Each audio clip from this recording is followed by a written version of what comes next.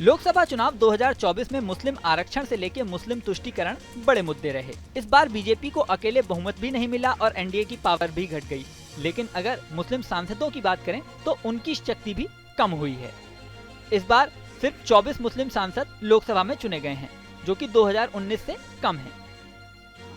साल 2019 में मुस्लिम सांसदों की संख्या 26 थी, जबकि इस बार 24 ही है, यानी पिछली बार से 2 कम। हालांकि इसके बावजूद मुस्लिमों की ताकत संसद में कम नहीं मानी जा रही। ऐसा क्यों है ये आपको बताएंगे, लेकिन इससे पहले ये समझ लीजिए कि किस पार्टी से कितने मुस्लिम सांसद चुने गए हैं। 24 मुस्लिम सांसदों में एक भी बीजेपी लीड वाली एनडीए से ताल्लुक नहीं रखता। 24 लोकसभा सांसदों में से 21 INDIA गठबंधन से हैं। इसमें भी 9 मुस्लिम सांसद कांग्रेस से हैं। उसके बाद 5 मुस्लिम सांसद तृणमूल कांग्रेस यानी टीएमसी से हैं। 4 मुस्लिम सांसद समाजवादी पार्टी से हैं। 2 इंडियन मुस्लिम लीग से और 1 नेशनल कॉन्फ्रेंस से संबंध रखता है। इसके अलावा 1 मुस्लिम सांसद AIMIM पार्टी के स्वयं असदुद्दीन ओवैसी हैं। 2 मुस्लिम सांसद निर्दलीय चुने गए हैं। निर्दलीय सांसद में बारामूला से इंजीनियर राशिद और लद्दाख से मोहम्मद हनीफा हैं। अब इस सवाल पर आते हैं कि जब मुस्लिम सांसदों की संख्या घटी है तो फिर भी उनकी पावर को कम क्यों नहीं माना जा रहा। दरअसल इस बार 78 मुस्लिम उम्मीदवार अपनी किस्मत आजमाने चुनावी मैदान में उतरे थे और उनमें से 24 को जीत मिली। वहीं 2019 में विभिन्न राजनीतिक दलों ने 115 मुस्लिम उम्मीदवारों को मैदान में उतारा था। इनमें से 26 को जीत मिली, यानी जीत का प्रतिशत इस बार पहले से ज्यादा है।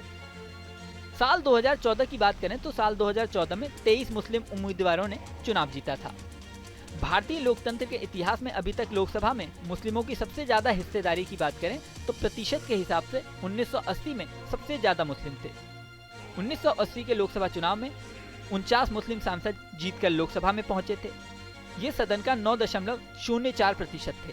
इसके बाद 1984 के लोकसभा चुनाव में 45 मुस्लिम सांसद सदन में चुने गए, यानी 8.3%।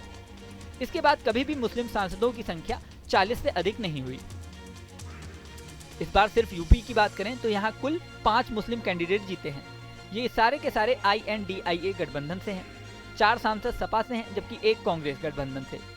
बसपा ने भी कई मुस्लिम कैंडिडेट्स को टिकट दिए थे, लेकिन इस बार बसपा का एक भी कैंडिडेट संसद में नहीं पहुंचा। इस वीडियो में फिलहाल इतना ही, लेकिन जाने से पहले सबसे जरूरी बात, हमारे चैनल न्यूज नेशन को आपने सब्सक्राइब नहीं किया है तो सब्सक्राइब कर लें। इसी के साथ स्क्रीन पर दिख रहा बेल आइकन प्रेस कर दें, जिससे हमारे नए नए वीडियोस की नोटिफिकेशन आपको मिलती रहे। मिलते हैं नेक्स्ट वीडियो में, बने रहें न्यूज नेशन के साथ।